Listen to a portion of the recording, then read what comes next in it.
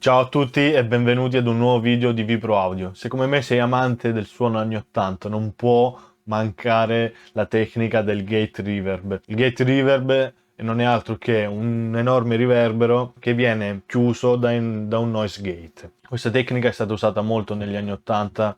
Se vogliamo prendere come esempio un brano, possiamo ascoltare il brano di Phil Collins, che lui utilizzava molto questa tecnica nei suoi brani, e oggi vi voglio mostrare come realizzarla e quali sono i processi da fare per realizzare questa tecnica molto semplice ma interessante. Ora vi faccio vedere sulla mia sessione di Pro Tools cosa ho utilizzato per effettuare questa tecnica, ma ognuno può utilizzare vari riverberi, varie stanze, può anche sperimentare, diciamo, no?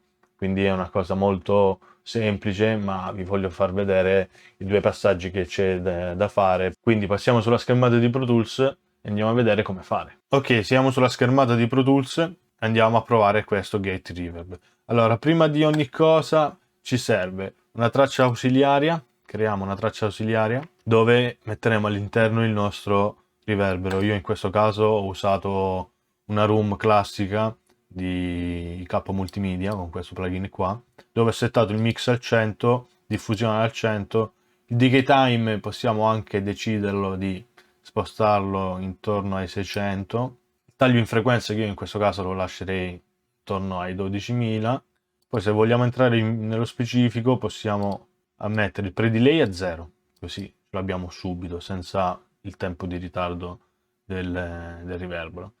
Dopo il plugin ho messo un altro plugin, un noise gate, dove ho settato l'attacco in maniera super veloce, il range al massimo, quindi a meno 80 dB, la ratio al massimo, e ho settato l'hold e release in base alla lunghezza che voglio ottenere. Vi faccio ascoltare adesso il riverbero del rullante senza il noise gate.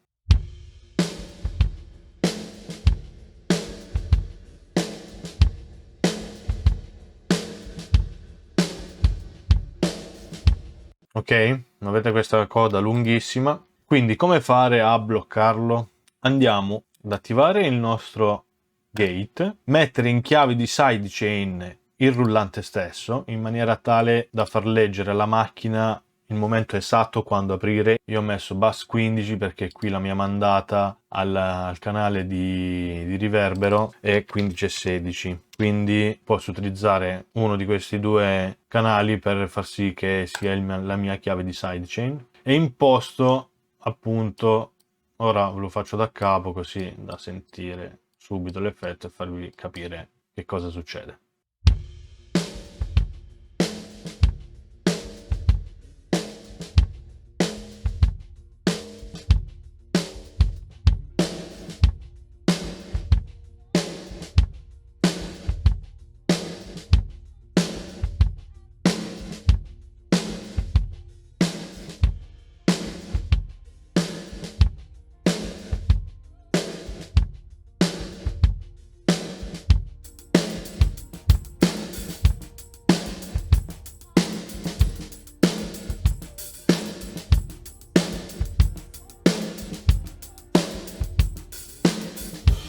Ho acceso anche gli overhead per insomma mettere un po' tutta la batteria, quindi cassa rullante e overhead ti dà questo effetto qui. Ovviamente è un po' fuori contesto adesso perché non ho diciamo messo i vari riverberi, i vari settaggi su tutta la batteria, ma è solo per farvi ascoltare come viene fuori questo effetto. Io di solito dopo un gate reverb comunque aggiungo un altro riverbero in maniera tale da dargli quella piccola coda per far sì che il riverbero sembri enorme e poi comunque c'è sempre quella coda finale. Ricapitolando, ho creato una traccia aux di riverbero dove gli ho mandato il bus 15 e 16 in questa traccia, che c'è il nostro plugin di riverbero.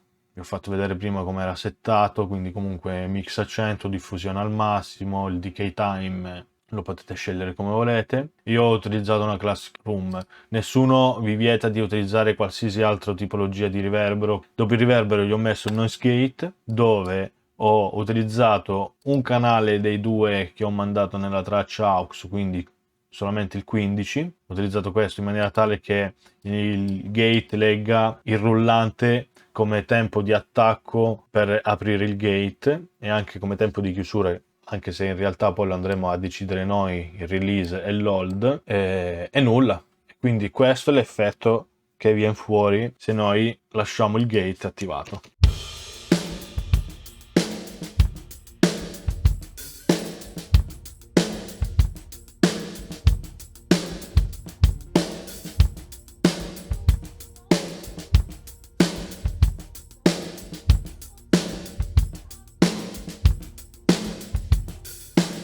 Questo è il nostro gate reverb, molto semplice. Poi ovviamente, come dicevo prima, ognuno può scegliere le sue stanze, può scegliere quello che vuole, ma la sostanza è questa qui.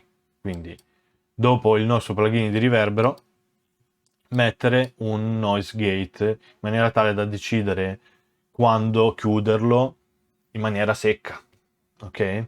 Perché questo il trucco è quello di chiuderlo in maniera secca, non di lasciargli la coda, perché sennò diventa un classico riverbero, magari con una coda più corta, ma comunque ha quel decadimento come se fosse un vero riverbero. In questo caso lo si usa per far sì che il rullante e il riverbero siano un unico suono, quindi per dare ancora più spinta al nostro rullante. Nessuno vi vieta, come vi dicevo, di utilizzare più gate reverb in cascata in maniera tale da crearvi il vostro suono di rullante, o magari fare questa tecnica qua solamente con un rullante triggerato, cioè ad esempio il suono originale del rullante lo volete tenere così, non volete buttarlo nel gate reverb, ma avete in più una traccia di rullante triggerata dove avete messo su un vostro campione e mandare quel campione nel gate reverb in maniera tale che abbia un'altra sonorità. Oppure se volete farlo così per cambiare il sound, io di solito provo a metterci tipo un pitch shifter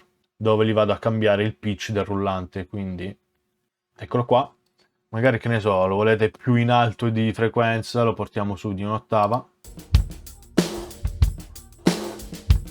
Ora magari ho esagerato, infatti il rullante adesso è davvero piccolo, ve lo metto in solo, cioè mi metto in prefader la mandata così possiamo ascoltare solamente il rullante, spengo anche gli overhead.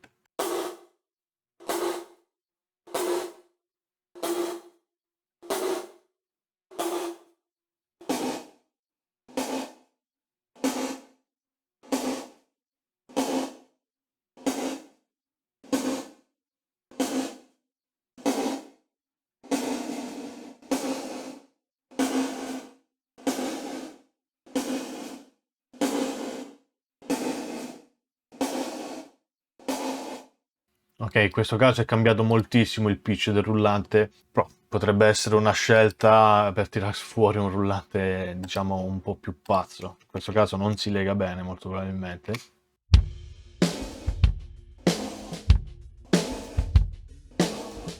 Si sente molto quella componente pitchata, infatti io preferisco fare questa cosa qui non con un pitch, ma triggerando un rullante e poi buttare quel suono triggerato, quel campione che ho triggerato sul rullante nel riverbero in maniera tale da avere un'altra sonorità, no? E poi vado a miscelare, come posso buttare magari il suono triggerato e il suono di rullante originale. Questo poi lo decidete voi a vostro piacimento. Possiamo provare anche a fare un'altra cosa pazza, magari buttarlo giù.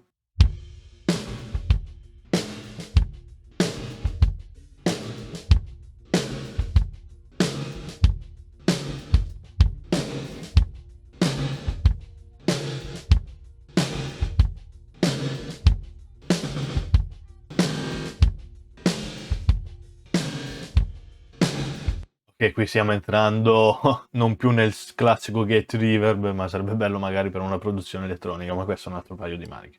Quindi, classico gate reverb si fa così, appunto, traccia di riverbero, plugin di riverbero, e dopo il plugin di riverbero si mette un noise gate, con attacco veloce, ratio a 1000, in questo caso a 100, range a 80 e si va poi a regolare il tempo di hold e il tempo di release. Il nostro segnale di rullante nella chiave di sidechain e si attiva ovviamente il pulsante di sidechain per far sì che il gate legga il nostro rullante come tempo di apertura e dopodiché il gioco è fatto. Detto questo, il video è concluso. Se vi è piaciuto lasciate un like, iscrivetevi al canale, ci vediamo alla prossima. Ciao!